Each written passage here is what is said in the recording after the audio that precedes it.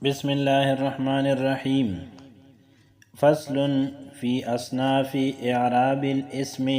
فصل دا فصل لي في أصناف إعراب الاسم دا اسم دا إعراب بأقسامك، وهي 9 أصناف أو دا نهو قسم ندي. الأول لنبني قسم پکی دادي ان يكون الرفع بالضمه، دا چې رفع به په ضمه سری، یعنی په حالت رفعی کې به علامت د رفع دا ضموي. والنصب او نصب به بالفتحه په فتحی سری، یعنی په حالت نصبی کې به علامت د نصب دا فتحوي. والجر او جر به بالکسرة په کسری سری، یعنی په حالت جری کې به علامت د جر دا کسروي. مصنف رحمت الله علیه په دې دریم فصل کې چې دا دریم فصل دی د مقدمه، په دې کې د اسم معرب اقسام بیانې او د اسم معرب چې کوم اعراب دی نو د هغې اقسام بیانې. اسم معرب یا اسم متمکن دا په 14 قسمه دی او د دې اعراب چې دی نو دا په 9 قسمه دی. اوس په دې اعراب کې بیا تقسیم دی. نو په اول تقسیم سره اعراب دا په 2 قسمه دي، یو اعراب لفظي دی او بل اعراب تقدیری دی. اعراب لفظي دا اصل دی او اعراب تقدیری چې دی نو دا د دې فرع او قسم دی. بیا همدغه شان اعراب لفظی دا په 2 قسم دي. اعراب لفظی بالحرکت، یعنی هغه اعراب چې په لفظ کې او په تلفظ کې راځي او دا په ذریعه د حرکت سره، او دا حرکات څه شي دي؟ ضمه ده، فتحه ده او کسره ده. او بل اعراب لفظی بالحرف دی چې دا اعراب په تلفظ کې او په لفظ کې راځي او دا په ذریعه د حرف سره، او د کم حرف په ذریعه چې اعراب راځي نو دا اعراب لفظي بالحرف کې کم حروف استعمالیږي نو و، الف او یا دي. اوس په دې ځای کې اعراب لفظي بالحرکت او اعراب لفظي بالحرف په دې کې اصل چې دی نو اعراب بالحرکت لفظی دی، دا اصل دی.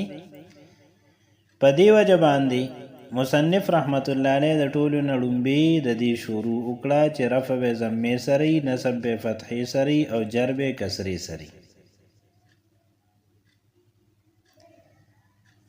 نو اول قسم اعراب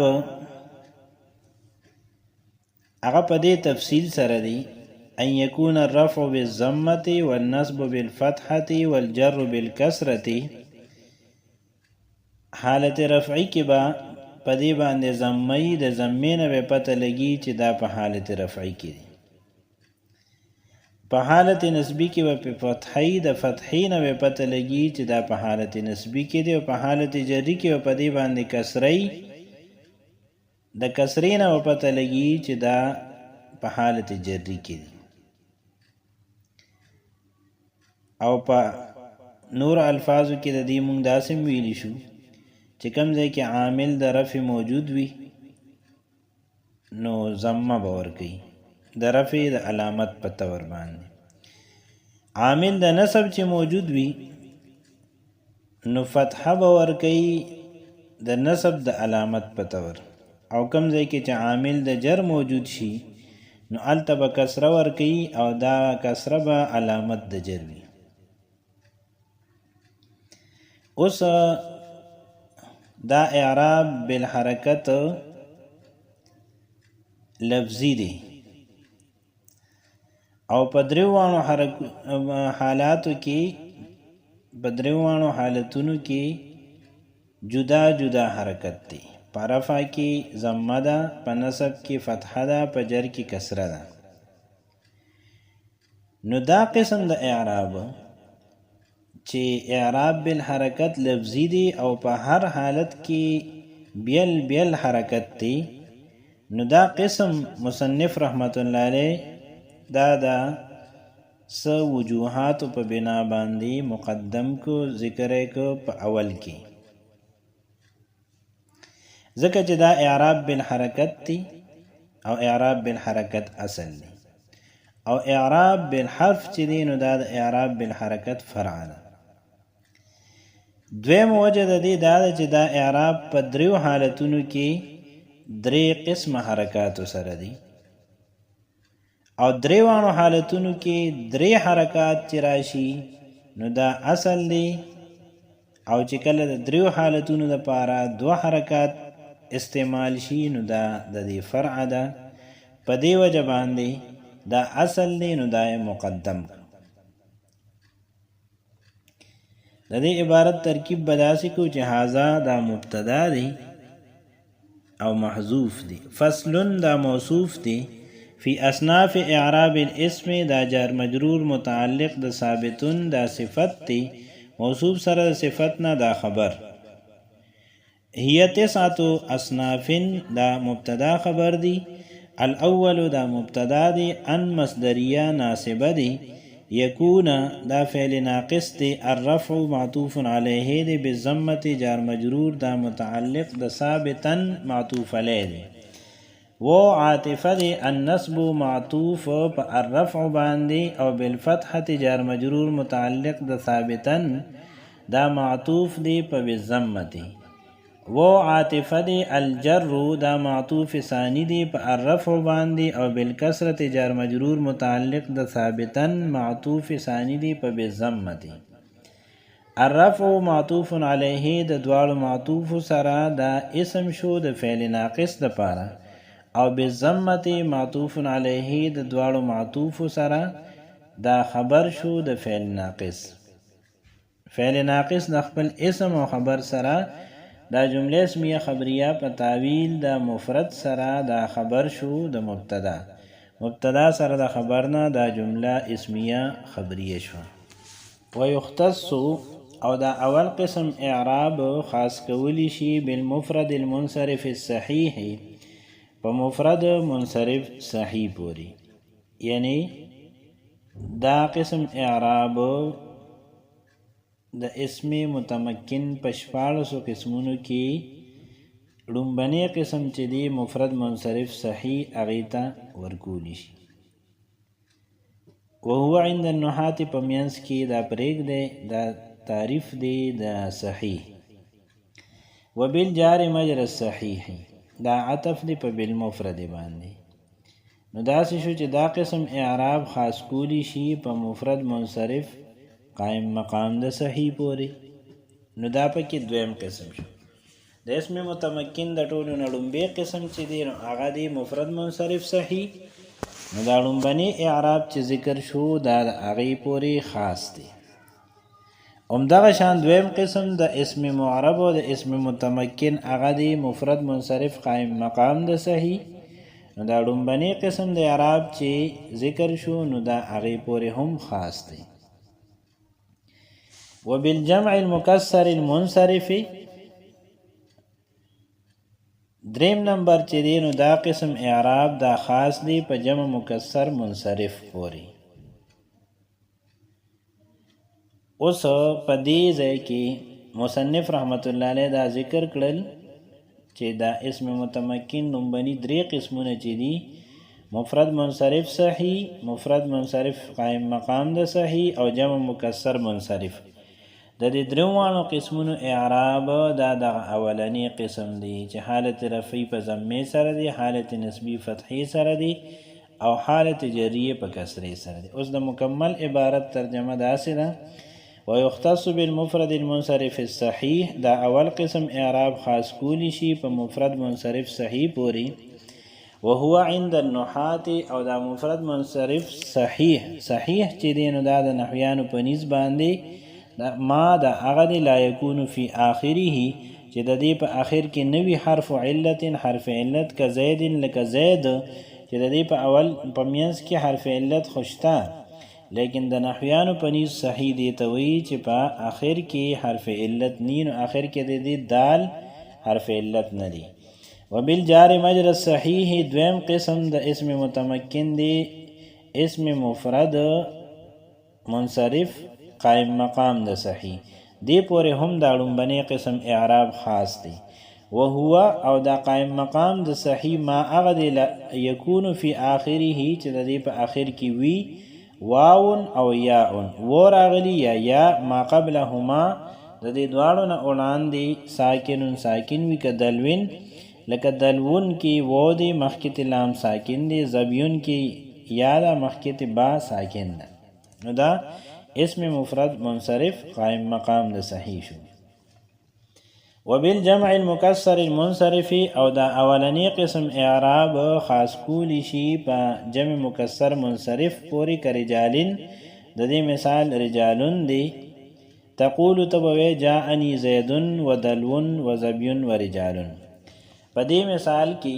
جاء دا عامل د رفع دی دا فعل دی او دا ځان د پاره تقاضا د فاعل کوي او فاعل مرفوع وي په دې وجه باندې زیدون دلون زبیون رجالون دا ټول مرفوع دي زیدون مثال دی د مفرد منصرف صحیح مرفوع دی رفع ضمه سره ده دلون او زبیون دواړه مثالونه دا د مفرد منصرف قائم مقام د صحیح دی مرفوع دی رفع ضمه سره ده رجالون دا مثال دی د جمع مکسر منصرف مرفوع دی او رفع ضمه سره ده رأیت زیدن و دلون و زبین و رجالن په دې مثال کې رأیت عامل د نسب دی د مفعول به تقاضا کوي نو زیدن دلون زبین رجالن دا ټول دا د دې لپاره مفعول به دی دا منصوب دی او نسب د دې ټولو فتحې سره دی زیدن مثال د مفرد منصرف صحیح دی دلون زبین دا مثال د مفرد منصرف قائم مقام د صحیح دی او رجالن دا مثال دی د جمع مکسر منصرف مررتو بزیدن و دلوین و زبین و رجالن په دې مثال کې با حرف جر دی تقاضا کوي چې زما مدخول دی مجرور وي او دا مدخول د دې یو زیدن مفرد منصرف صحیح دی دلوین او زبین دا مفرد منصرف قائم مقام ده صحیح دی او رجالین دا جمع مکسر منصرف ده د دې دریوانو قسمونو اعراب یو شان دی په حالت جری کې په دې باندې کسره راځي په دې ځای کې تفصیل داسې دی چې اسم متمکن دا په 14 قسمه دی او د اسم متمکن بل نوم دی اسم معرب او د دې اعراب چې دی نو دا په 9 قسمه دی د دې وجنه دا 9 قسم اعراب دا شامل دی د 14 قسمونو ته یعنی دا لومبنی قسم اعراب چې دی نو دا یو قسم دی او د اسم متمکن 3 قسمونه دی کور کړی دی او 3 قسمونو ته شامل دی په 3 قسمونو پورې خاص دی د دې وجنه د اسم متمکن قسمونه ډیر جوړیږي او د اعراب قسمونه لږ جوړیږي د اسم متمکن یا د اسم معرب قسمونه د 14 دي او د دې اعراب د په 9 قسم دي نو موږ دا ویلی شو چې دا اولنی قسم چې کوم د اعراب دی چې حالت رفعی په ضمه سره حالت نسبی په فتحه سره او حالت جری په کسره سره نو دا قسم اعراب چې دی نو دا خاص دی د اسم متمکن 3 قسمونو پورې مفرد منصرف صحیح مفرد منصرف قائم مقام د صحیح او جمع مکسر منصرف په دې ځای کې اوس په دې کې تفصیل دی چې مفرد منصرف صحیح دا لومبنی قسم چې دی نو په دې کې د مفرد نه کم مفرد مراد دی د مفرد نه دلته کې هغه مفرد مراد دی چې تثنیه او جمع ني ځکه د تثنیه او د جمع اعراب چې دی نو دا مخکې را روان دی او دا منصرف چې دلته کې ذکر شو نو د دې نه مراد دا دی چې غیر منصرف ني ځکه د غیر منصرف اعراب بیل را روان دی او صحیح چې ذکر کو نو د دې دا مطلب دی چې دا غیر صحیح نه وي ځکه غیر صحیح چې دی چې هغه ته وی اسماء سته مکبره نو د هغې اعراب هم مخکې را روان دی. په دې وجه باندې صحیح ذکر که او غیر صحیح د دې قسم د اعراب نه بهر کړل.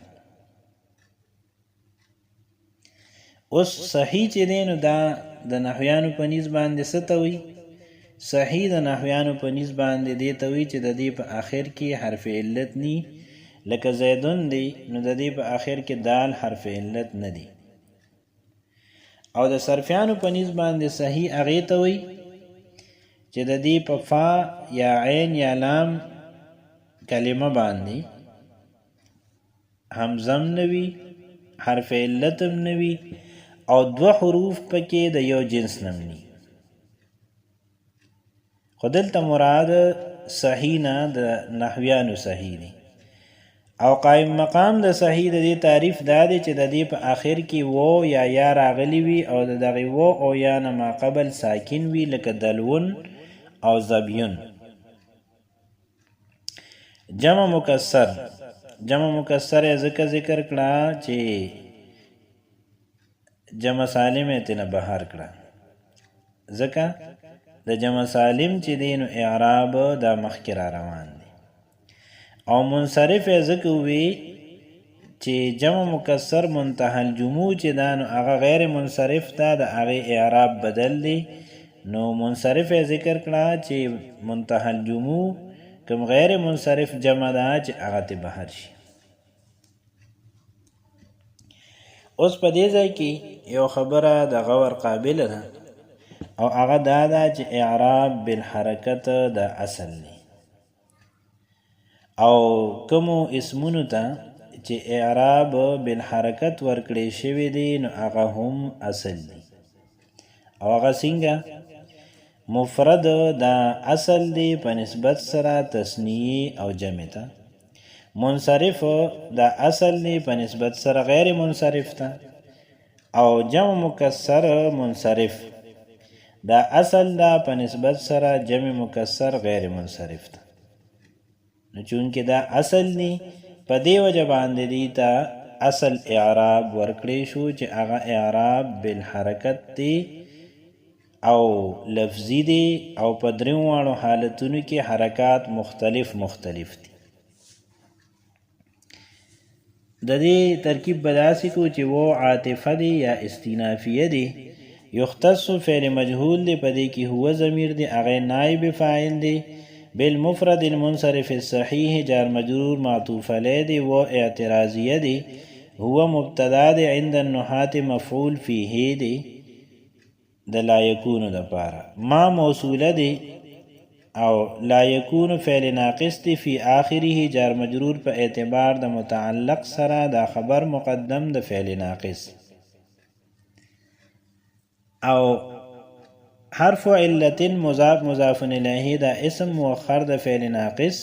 فعل ناقص د خپل اسم او خبر سره صله د موصول سره د صلې نه خبر، مبتدا سره د خبر نه جمله اسمیه خبریه معترضه. وبالجار مجرى الصحیح جار مجرور دا معطوف اول دی. و اعتراضیه دی، هو مبتدا دی، ما موصوله دی. یکون فعل ناقص دی، فی آخره جار مجرور په اعتبار د متعلق سره خبر مقدم د فعل ناقص دی. و معطوف واون معطوف علیه دی. او دا حرف عطف دی او یا دا معطوف دی. معطوف علیه سره د معطوف نه دا موصوف. او ما موصوله قبلهما دا مضاف مضاف الیه مفعول فیه د ثبت فعل. ثبت فعل د خپل فاعل او مفعول فیه سره د صله د موصول سره د صلې نه دا مبتدا او ساکنون د خبر شو. مبتدا سره د خبر نه دا صفت شو، موصوف سره د صفت نه دا اسم مؤخر د فعل ناقص. فعل ناقص د خپل اسم او خبر سره صله، موصول سره د صلې نه خبر د مبتدا سره د خبر نه جمله اسمیه خبریه معترضه شو. وبالجمع المكسر المنصرف دا جار مجرور معطوف ثانی شو. معطوف علیه د دواړو معطوف سره دا متعلق شو د یختص فعل د نائب فاعل او متعلق سره د جمله فعلیه خبریه شو.